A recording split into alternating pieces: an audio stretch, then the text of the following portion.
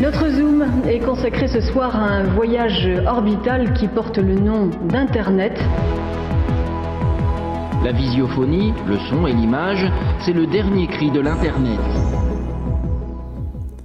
Alors comme l'a dit Julia, aujourd'hui dans cette nouvelle chronique numérique, on va commencer par parler de Google, Amazon et Microsoft et de la reconnaissance faciale.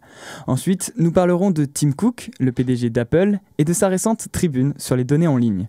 Puis nous finirons par aborder le sujet du sexisme chez certaines stars de YouTube.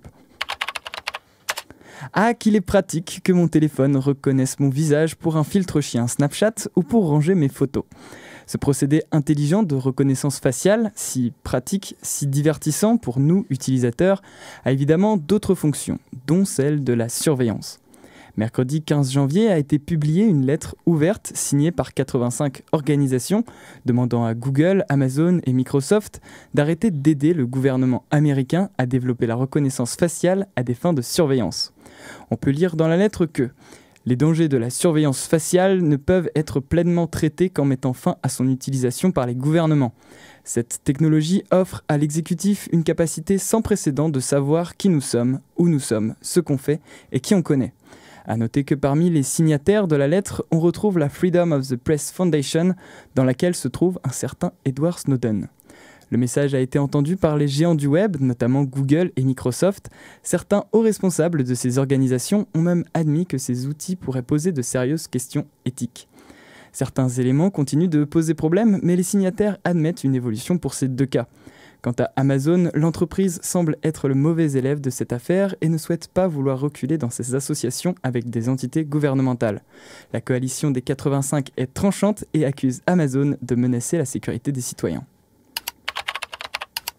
Vous méritez la confidentialité en ligne. Ce n'est ni la déclaration d'un Anonymous, ni celle d'un porte-parole d'une association d'internautes, mais bien celle de Tim Cook, le PDG d'Apple, qui souhaite rendre aux utilisateurs le contrôle de leurs données et de leur vie privée.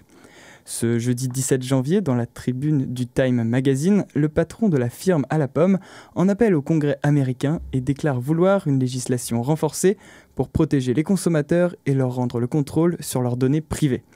Si Tim Cook reconnaît que les technologies pourraient représenter une menace pour notre vie privée, notamment de par leur place grandissante dans la société, il affirme qu'il n'est cependant pas trop tard pour s'attaquer au problème. Et d'ailleurs, le principal problème pour lui, ce sont les data brokers. Les data brokers, ce sont ces entreprises de collecte et de revente de données. Pour le dirigeant d'Apple, elles se développent dans un marché qui n'est pas suffisamment réglementé. La solution pour lui serait la possibilité de laisser les internautes bénéficier d'un droit à l'oubli numérique. Les internautes pourraient bénéficier d'outils leur permettant de consulter les données dont ces entreprises font le commerce et au besoin de les supprimer de façon gratuite et pour de bon. Discours idéaliste ou parole visionnaire, si Apple est connu pour son circuit fermé de partage de données, on imagine difficilement la concurrence se plier à ces exigences. Je ne sais pas si vous avez déjà remarqué, mais certains de vos youtubeurs préférés peuvent parfois tenter de faire rire sur des clichés assez dépassés.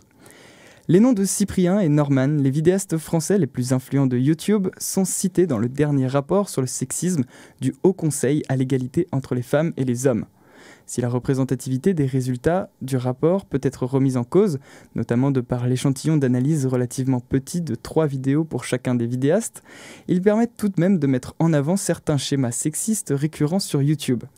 La journaliste de Numérama, Perrine Signoret, met en avant le mythe de la mégère qui est véhiculé dans certaines de leurs vidéos.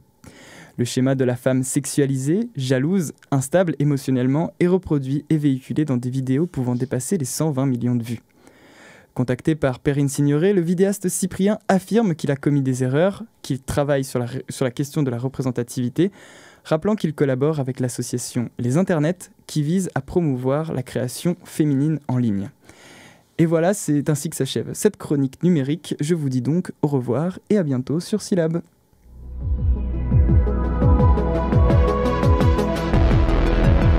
Internet, c'est de la connerie à blanc.